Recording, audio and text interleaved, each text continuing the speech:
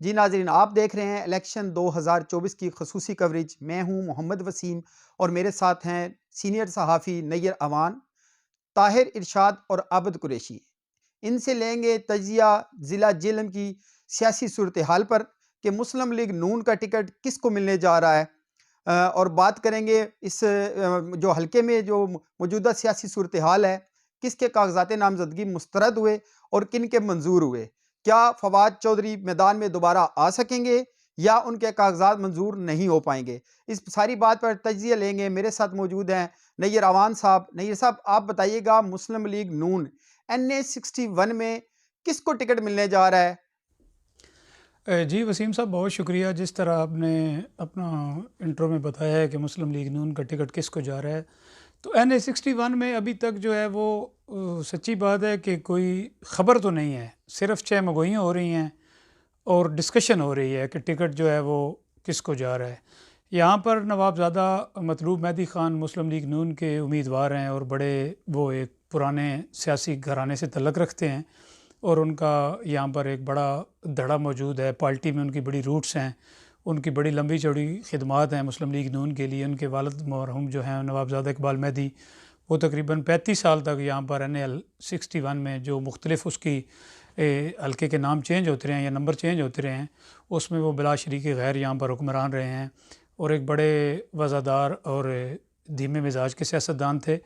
उनके मद्दे मुकाबल इस वक्त जो हैं वो चौधरी आबद अशरफ जुताना हैं, जिन्होंने अपना NA 61 से मुस्लिम लीग नून के लिए टिकट अप्लाई किए हुए है। वो भी एक बड़े सियासी घराने से तल्लक़ रखते हैं, साबिक़ तहसील नाज़म रहे हैं। यहाँ पर उनकी काफ़ी ज़्यादा जो हैं वो रूट्स हैं। और उनके साथ जो तीसरे कैंडिडेट हैं वो साबिक़ ज़िली चेयरमैन हैं राजा कासम अली ख़ान साहब। तो राजा कासम अली ख़ान साहब का भी तल्लक़ एक सियासी घराने से है। उनके वालिद ज़िला कौंसिल के चेयरमैन रहे हैं, वो ख़ुद भी यहाँ पे चेयरमैन रहे हैं।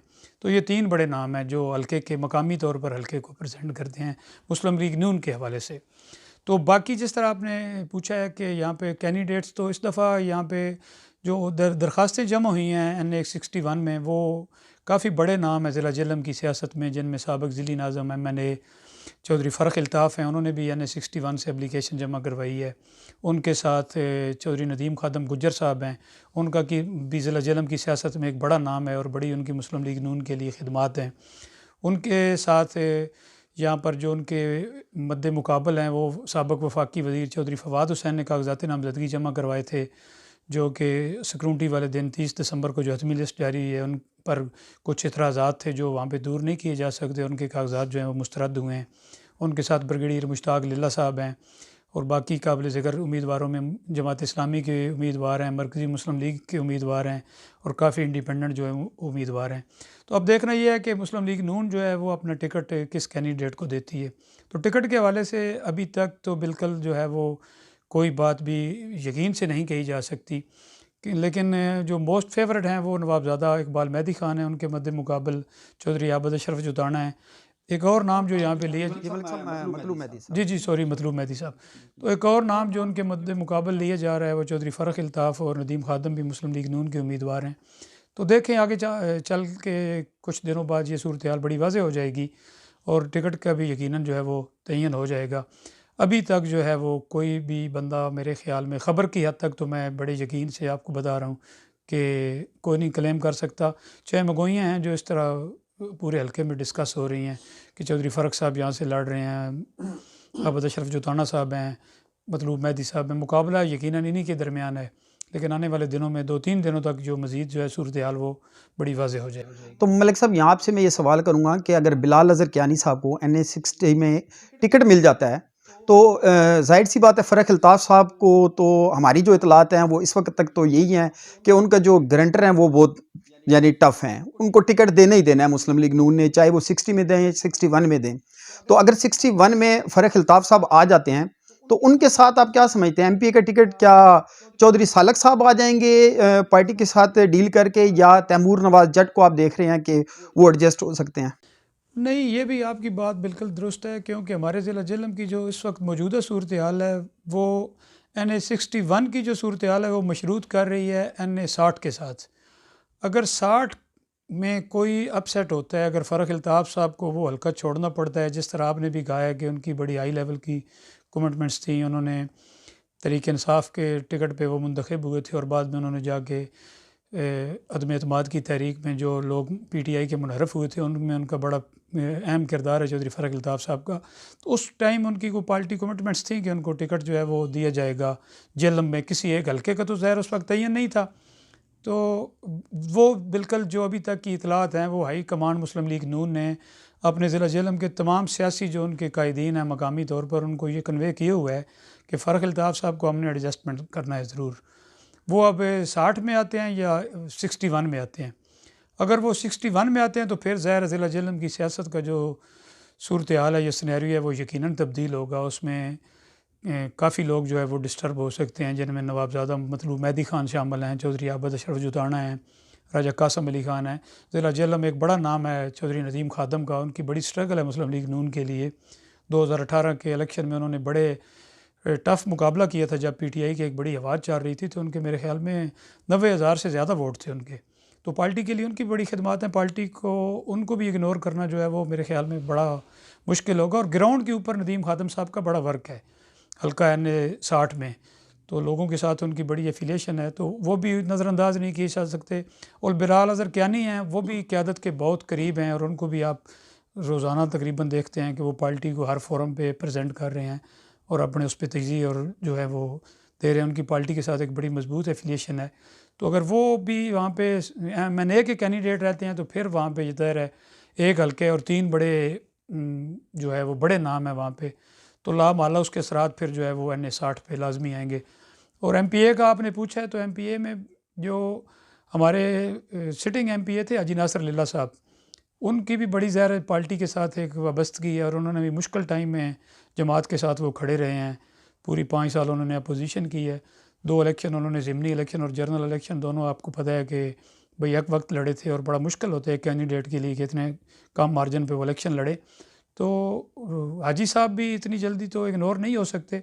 तैमूर नवाज़ का आपने कहा है कि वो भी ज़ाहिर एक मुतहर्रिक कैंडिडेट है, उन्होंने भी अपने आप को आगे बड़ा मुनज़्ज़म अंदाज़ में हल्के में अपना तारफ़ करवाया है और वो भी उसमें जो है काफ़ी संजीदा कैंडिडेट के तौर पे लिए जा रहे हैं। एक और नाम आपको साथ शेयर करते चलूँ जिन्होंने कागज़ात नामज़दगी PP 26 में भी जमा करवाएं, चौधरी आबद अशरफ जुताना साहब। तो वो भी PP में ज़ाहिर है MNA के भी उम्मीदवार हैं, लेकिन उन्होंने MPA के भी जो है कागज़ात जमा करवाए हैं, तो वो भी इस हवाले से अहम उम्मीदवार समझे जा रहे हैं। चौधरी सालक साहब का आपने जिक्र किया, तो उनकी जो नामिनेशन है मुस्लिम लीग काफ के टिकट उस पर हुई है।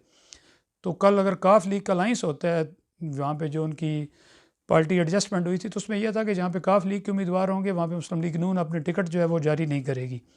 तो सालक साहब की अभी तो एडजस्टमेंट वाली सूरत हाल इस तरह बज़ाहिर तो नज़र नहीं आ रही, लेकिन उन्होंने ज़ाहिर कागजात जमा करवाए हैं, तो पार्टी में उनकी कोई चीज़ें होंगी।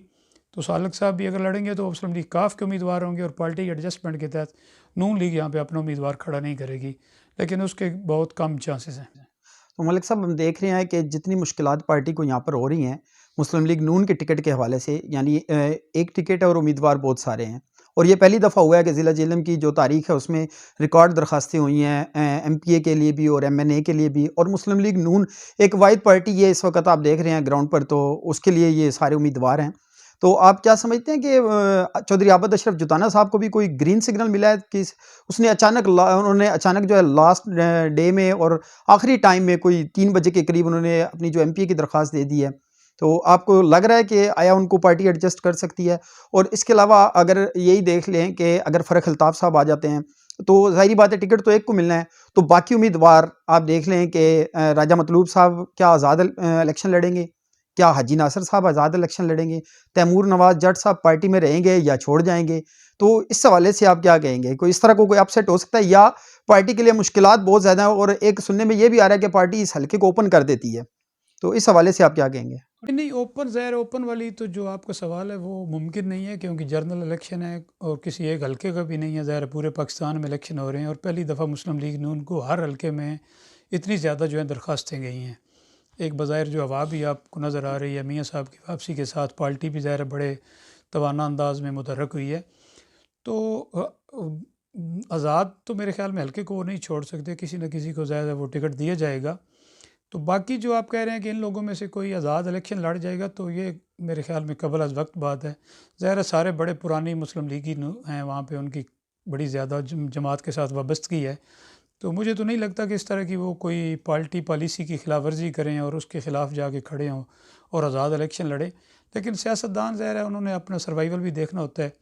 तो ये तो आगे जाके मज़ीद इंशाल्लाह कुछ दिनों में जब आपका दोबारा प्रोग्राम होगा तो उसमें काफ़ी सूरतें चीज़ें ज़्यादा डिस्कस करने में हमें आसानी भी होगी और चीज़ें वाज़ेह हो जाएंगी।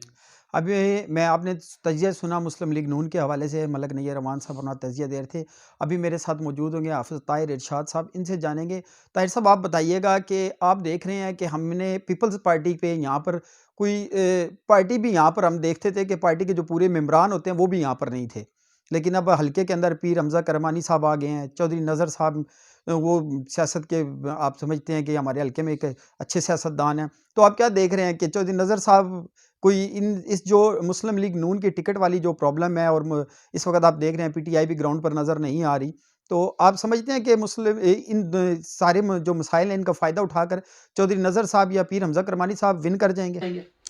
जी, बहुत शुक्रिया वसीम साहब। मेरा नहीं ख़्याल, वैसे पीर हमज़ा किरमानी साहब एक अच्छा, उन्होंने पीपल्स पार्टी में शमूलियत इख्तियार की है और उनके साथ चौधरी नज़र हुसैन गोंदल बिलाशुबा एक मंजे हुए सियासतदान हैं, उनके अपने धड़े हैं।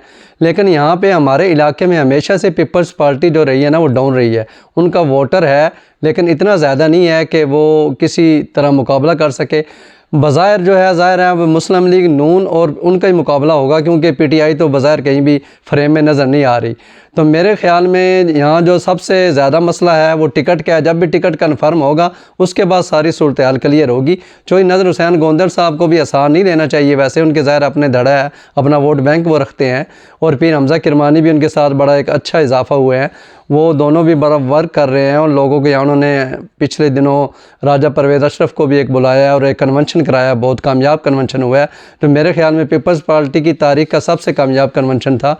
और उन्होंने हमारे इलाके के जो सबसे बड़ा मसला है dual carriage way Jhelum road, उस पर भी उन्होंने काफ़ी इनिशिएटिव लिया है और उन्होंने वहाँ जाके बात भी की है।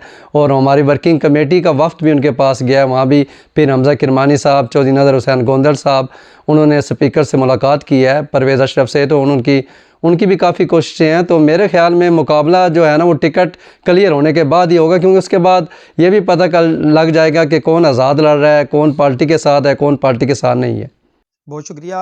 अभी बात करेंगे, मेरे साथ मौजूद होंगे सीनियर सहाफ़ी आबिद कुरैशी साहब। आबिद साहब, आप बताइएगा कि अभी तक हमने देखा है वैसे तो पूरे पाकिस्तान में जो है कागज़ाती नामज़दगी जो है वो मुस्तरद हुए हैं बहुत सारे, जो एक मतलब पीटीआई के जो थे या मुतवक्को पीटीआई थे। हमने देखा हल्के में फवाद चौधरी साहब के जो भी कागज़ाती नामज़दगी जो है मुस्तरद हुए हैं। उनकी जो मिसेज़ हैं उनके कागज़ात नामज़दगी एनए से तो मुस्तरद हो गए हैं, पीपी 26 से वो हैं। तो आपसे मैं तजज़िया लूँगा, क्या आपको दोबारा जो है अपील के बाद फवाद चौधरी साहब इलेक्शन के मैदान में नज़र आ रहे हैं? जी बिल्कुल वसीम भाई, जब से 9 मई का वाक़या हुआ है तो पीटीआई जो है वो तकरीबन कहीं भी मंज़र-ए-आम पर नज़र नहीं आ रही। हमारा जो हल्का एनए 61 है, जेएलएम 2 और पीपी 26, यहाँ में काफ़ी पीटीआई के जो उम्मीदवार हैं उन्होंने कागज़ात नामज़दगी जमा करवाए हैं, लेकिन अभी तक वो खुल के सामने नहीं आए।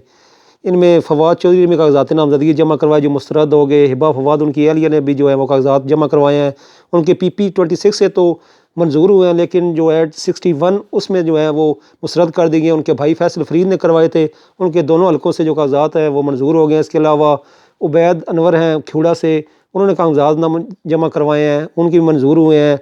उसके बाद ब्रिगेडियर मुश्ताक लिल्ला का भी नाम लिया जा रहा है ज़राए से कि वो भी जो है पीटीआई की तरफ दिलचस्पी रखते हैं। मेजर फैज़ ने कागज़ात नामज़दगी जमा करवाए थे पीटीआई के प्लेटफॉर्म से, लेकिन उनके कागज़ात जो है वो मुस्तरद हो गए हैं। तो यहाँ पर अभी तक जो है पीटीआई मुझे कहीं पे नज़र नहीं आ रही, और अभी तक कुछ चंद एक नाम है जिनके कागज़ात मंजूर हुए हैं, उसके अलावा तो सब के मुस्तरद हो गए। अभी तो आज अपीलों का दूसरा दिन है, जब अपीलें लगेंगी, जब केस होंगे, जब फाइनल होगा तो फिर कोई हम हतमी राय देंगे कि पीटीआई का यहाँ पे क्या मुस्तकबिल है। दूसरा कुरैशी साहब, इसी मौके की मुनासबत से आपसे सवाल करूँगा कि हमने देखा कि अब तो बहुत सारे सियासतदान आके दावा कर रहे हैं कि इलाके की पसमानगी हम दूर कर देंगे, हम यहाँ के मसाइल हल करेंगे, ड्यूअल कैरेज वे जो है उसको फ़ंड बहाल करवाएंगे। लेकिन जो आपको नहीं देखते कि ये जो फंड बहाल हुए हैं इसमें तमाम जो हमने मुख्तलिफ पार्टियों की तरफ से देखा कि अनाउंस किया गया कि फ़ंड्स हम लेके आए, फ़ंड हम, लेकिन बिल आखिर ये जो मसला हल किया है ये तो उलमा वर्किंग कमेटी ने किया है। तो इस पे आप क्या कहेंगे? जी बिल्कुल जी, ये जो फ़ंड 50 करोड़ की मंजूर है, इसमें उलमाए कराम और वर्किंग कमेटी जो पिंड दान खान की बहुत मुतरक है, जिसमें हमारे सीनियर साफ़ी जो है नैयर अवान और ताहिर इरशाद भी शामिल हैं। इन लोगों की बहुत काविशें हैं, इन्होंने बहुत मेहनतें की हैं और जिस वजह से जो है 50 करोड़ के जो फ़ंड है वो वर्किंग कमेटी को अब तक जो है वो मंजूर हुए हैं। उसमें मुख्तलिफ जो पार्टियाँ वो अपना अपना क्रेडिट ले रही हैं। वक्त आने पर इंशाल्लाह सीनियर साफ़ी हमारे साथ हैं, हम भी बताएँगे कि किस लोगों ने ये फ़ंड जो थे वो जारी करवाए थे। फ़िलहाल हाल जो कहना वो कबल अज़ वक्त होगा, लेकिन 50 करोड़ की जो कामयाबी है वो वर्किंग कमेटी को ज़रूर मिली है। लेकिन जो हर पार्टी वो दावा यही कर रही है कि फ़ंड हमने जारी करवाए हैं। जी, जैसा कि आपने सुना, हमने जो NA 61 है और PP 26 से टिकट के हवाले से नैयर अमान साहब से तज्ज़िया लिया, पीपल्स पार्टी के हवाले से ताहिर इरशाद साहब से हमने जो तज्ज़िया लिया, और कुरैशी साहब ने भी जो बताया कि बिल्कुल ये जो फंड्स बहाल हुए हैं, ये वर्किंग कमेटी, ताजरान और ये जो जितने भी ये दोस्त थे जिन्होंने इस कमेटी का साथ दिया, इस पूरी तहसील भर से, जो मुख्तलिफ प्लेटफॉर्म से, हालांकि हमने देखा कि इस कमेटी के अंदर मुख्तलिफ सियासी जमातों के लोग थे, लेकिन उन्होंने बिल्कुल मुत्तहिद होकर उलमा की कॉल पे लब्बैक कहते हुए इस तहरीक को कामयाब बनाया। और बिल्कुल ये तहरीक अब चल रही है और इंशाल्लाह आप देख रहे हैं कि इसी तहरीक के प्लेटफॉर्म से ये हमारा जो रोड्स का काम भी शुरू हो चुका है। और उलमा का कहना था कि हम जो मसला एक डबल कैरेज वे नहीं, इसके अलावा जितने भी मफाद आमा के जो मसाइल होंगे हम उस पर भरपूर आवाज़ उठाएंगे। और यहाँ मैं अब अपने प्रोग्राम के तवज्जुह से एक जो हमारे जो नाजरीन हैं उनको ये भी बता दूं कि कुछ नाजरीन हमसे भी सवाल करते हैं, हमें कमेंट्स करते हैं, हमें मैसेजेस करते हैं कि क्या कुरैशी साहब या किसी उलमा की तरफ से जो सियासत में आने का कोई इरादा है। तो उस दिन बिल्कुल हमारी एक प्रेस कॉन्फ्रेंस के दौरान उलमा ने कहा है कि कम अज़ कम पाकिस्तान की, कुरैशी साहब ने ये फरमाया था कि पाकिस्तान की सियासत में तो कम अज़ कम मेरा आने का कोई इरादा नहीं है। तो इसलिए मैं अपने नाज़रीन को भी बताता चलूँ, ये सियासी प्लेटफॉर्म नहीं है, ये सिर्फ तहसील की भलाई और फलाह के लिए उन्होंने एक वर्किंग कमेटी बनाई है, जिसका मकसद सिर्फ तहसील की पसमानदगी को दूर करना है। इंशाल्लाह बहुत जल्द अगले प्रोग्राम में के साथ आपकी खिदमत में हाजिर होंगे। तब तक के लिए इजाज़त दीजिए। अल्लाह हाफिज़। मैं वसीम भाई यहाँ पर एक बात ऐड कर दूँ कि ओवरऑल जो हल्का है हमारा 61 जो है और PP 26 जो है, इस बारे में मज़ीद जो सीनियर साफ़ी हैं नैयर अवान साहब, वो मज़ीद जिन जमातों के कैंडिडेट इसमें हिस्सा ले रहे हैं उनके बारे में भी आगाह कर दें नाज़रीन को, ताकि हम मखसूस 3 जमातों तक महदूद ना रहें। सब जमातों के बारे में नैयर अवान साहब मज़ीद नाज़रीन को अपने बताएंगे। बड़ा शुक्रिया। मैं बिल्कुल यही सोच रहा था कि इसमें ज़ाहिर है और भी जमातें यहाँ पे NA 61 से जो है वो बड़ी अपनी तैयारी के साथ इलेक्शन में उतरी हैं, जिनमें स्पेशली क्रेन पार्टी जो है वो उनके उम्मीदवार हैं पीर इमरान हैदर चिश्ती साहब। वो भी एक ज़ाहिर अपना यहाँ पर तहसील भर में बड़ा बैंक वोट रखते हैं। 2018 के इलेक्शन में अगर आपको याद होगा तो राजा फ़ारूक साहब यहाँ पे कैंडिडेट थे जिन्होंने 10,000 के करीब वोट लिए थे, और NA में उनके उम्मीदवार थे पीर नुमान हैदर शाह जलालपुर शरीफ से, उनके भी तकरीबन 15,000 से ज़्यादा वोट थे। तो वो क्योंकि उनका पहला इलेक्शन था क्रेन के निशान से, तो इस दफ़ा ज़ाहिर है वो 5 साल के बाद पूरी तैयारी के साथ मैदान में दोबारा उतर रहे हैं, और मुझे लगता है कि वो अच्छे खासे वोट लेंगे और यहाँ पर एक मुकाबले की फ़िज़ा में उनको भी यकीनन हमें शुमार करना चाहिए। और इसके अलावा आपने जिन उम्मीदवारों का ज़िक्र किया उनमें हमारे मुस्लिम लीग नून के ही उम्मीदवार हैं मौलाना ग़ुलाम मुस्तफ़ा कंदवाल एडवोकेट साहब। वो भी एक बड़ी मुतहर्रिक शख्सियत है, उन्होंने वकला में उनका एक बड़ा मकाम और बड़ा नाम है। साबिक़ बार सदर रहे हैं वो पिंडी हाई कोर्ट के, और पाकिस्तान बार काउंसिल के वो साबिक़ मेंबर हैं। तो वो भी मुस्लिम लीग नून के टिकट के उम्मीदवार हैं। वो इस हवाले से बड़े पुरुमीद